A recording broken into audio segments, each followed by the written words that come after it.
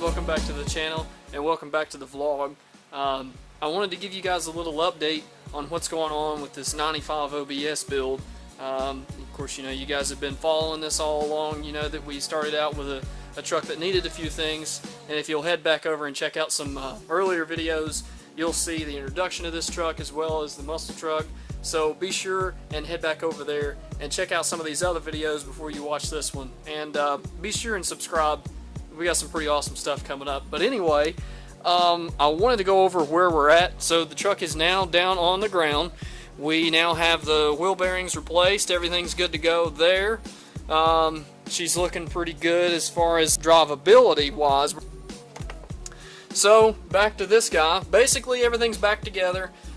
We got the new headers on there, and all he really lacks here is the fan shroud, fan, air cleaner, and belt. So he is basically almost done with it. We could probably do it tonight and crank it up, but you know, I'm gonna make you wait till the next episode or a latter part of this episode to catch that as well. But I did want to just kind of show you guys these headers and what they look like and how they fit. These are Gibson shorty headers. They're, you know, obviously this is a 4.3 liter Vortec. They fit pretty good in here, and you got plenty of room to change spark plugs or any kind of maintenance. You know, it's not crowded in here. There's plenty of room. So, pretty nice. She's coming along really well. But I did want to kind of give you guys a little update here. Truck should be cranking up this week, so I will be giving you guys a drive, you know, and letting you guys see what it's like. Overall, you know, the quality of the suspension and the quality of the repair, as well as how good the truck shifts now compared to the way it was shifting. You know, we're going to do a full review and drive this thing and finally get an actual, you know, real comparison between how this truck was when we got it and how it is now. Of course, the only thing we've really changed, you know, physically on the outside, it's going to look exactly the same, but underneath, almost everything is, you know, brand new as far as the transmission and the bearings, and of course the oil pan, the gasket, everything on there was leaking, new clutch. So it is slowly coming together, but we're very close to being done. And now that she's down on the ground, I can actually kind of show you guys the stance on this thing. She's got a pretty nice stance to her overall. You know, the truck is sitting down nice and low there with a nice little, I believe this is on a 4.6 drop. About has to be with the way it's sitting. Now I'm on a 5.6 drop with the muscle truck. But this thing is dirt nasty low in the back. And it looks awesome. That tire is tucked up under there real nice. So this thing is sitting really clean. It looks awesome. Really happy with how the suspension turned out on it. Of course, you got the classic little torque thrust on there for now. May end up leaving those on, I don't really know. Of course, with it being kind of a daily driver build, he did toss around the idea of a 5.3, and I'm tossing around the idea of a 5.3. So this is going to be very interesting because I wanted to let you guys in on something else also on this video. The muscle truck's a little sick. The 327 that's in this truck is going to need some attention here soon. The rings are starting to lose their seal, and I'm starting to get some blow by. You can see here a little bit of oil running out, and that's not oil from the front seal, it's actually running down. So that tells me As you can see here, we actually have to keep the Camaro covered up because it's so bad that it's leaking out of the breathers and just running everywhere. So I'm getting blow by really, really bad. Now you guys, if you follow me, you'll know that this truck has been done for quite a while. And done is never really done. I'll just be honest about it. It was never really done. It was just to a point where it was drivable and it was fun. But the 327 has been a great engine. But the problem is that right now, you know, obviously the blow-by is just killing me because I'm going through a quart of oil in 3,000 miles, which is not horrible. I mean, it's not awful, but at the same time, I really want to do that 5.3, and he's talking about doing a 5.3 later on, but he is going to drive it with a 4.3 for a while, and then we're going to jump to that 5.3. But I think this is going to be the test vehicle for our first LS swap.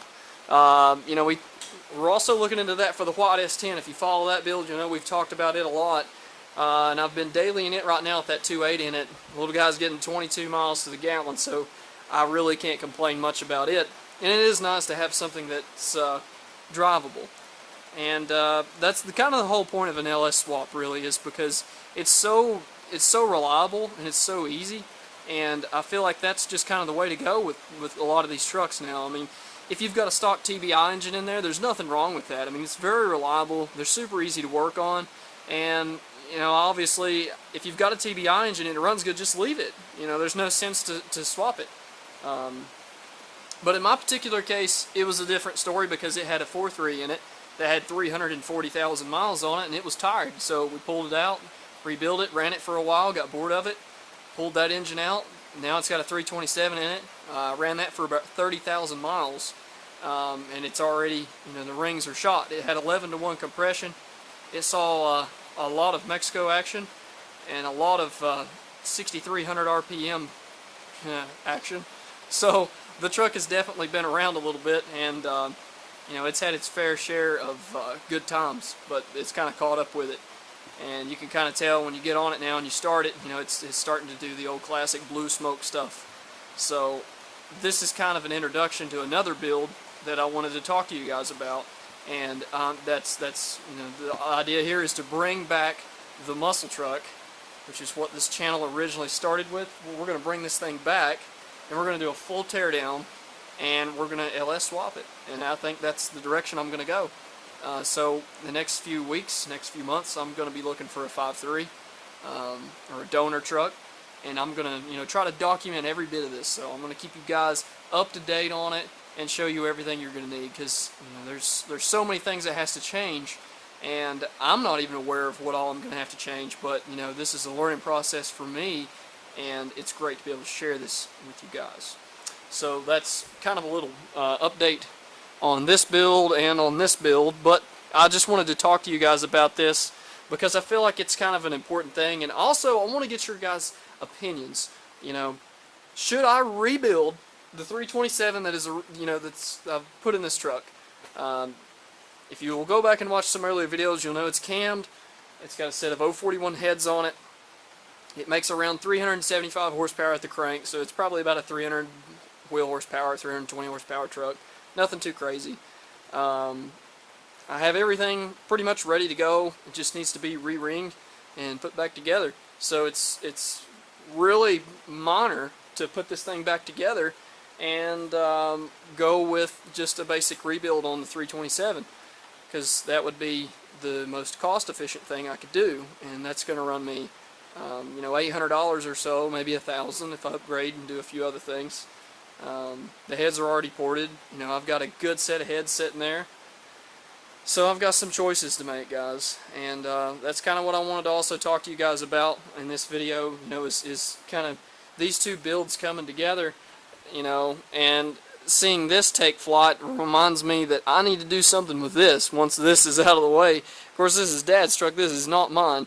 But I did want to document his build and go over everything. So next video, you guys will see this thing running and driving for sure, and I'm definitely excited to do a comparison. I'm going to give you guys a video of, before I pull this, a V6 versus V8 swap, is it worth it?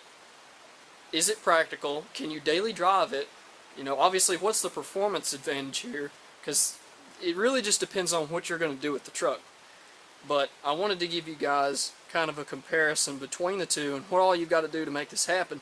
And really, this is the perfect opportunity for me to show you guys what the muscle truck originally looked like versus what it is now, and all the steps it took to get to here. Now, obviously, this engine could stay in here for another year. I have no real reason to pull it with it just using a little oil and having a little blow-by. I mean, it still makes terrific power. It still runs great.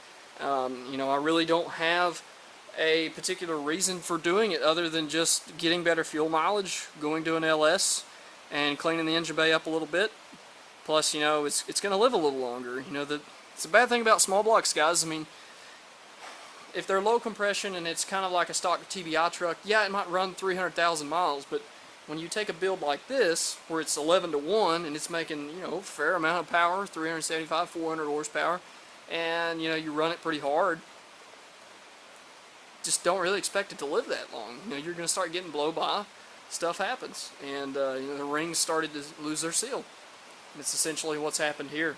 So that is definitely what's on the agenda next. But I, you know, wanted to share with you guys everything that I'm kind of thinking about here, because I like the feedback. I like to see what you guys think about these two builds, and you know, you're going to get to see the differences, and you know, so many things that we can compare here with the same drop with the wheel tire setup. You know, you can go this route with a wheel tire setup, or you can do this route with a wheel tire setup. That's what's really great between the two trucks, is because they have kind of similar mods, but they're different in their own unique way. And that's why I wanted to make this video and go over everything that I'm kind of thinking about before I do it. Because I want to get you guys' input, you know. I mean, it's, you know, couldn't do it without you guys. You know, we're getting close to 3,000 subscribers, so, you know, huge shout out to you guys for that, and for tuning in and watching all these videos. You know, it's pretty awesome. So, anyways, this next video, I promise you guys, you will see the green truck moving. But I just wanted to let you know we're very close. Everything is coming together, and she is just on the edge of being ready to go. As you could probably tell in the background of this video, it's pouring rain, so we're not going to get this truck out tonight. That kind of put a, you know, a stop to everything. But he is going to register and tag this thing. Go ahead and get all of his stuff ready to go, so he can drive this guy for us. And looks like that is going to happen this week for sure. So anyway, if you like what you see, and you like what my thinking is here, be sure and subscribe. I've got some awesome stuff coming up, and I'm just as excited to see this truck undergo all these changes as you guys are. And smash that subscribe button. Thank you for watching. I'm out.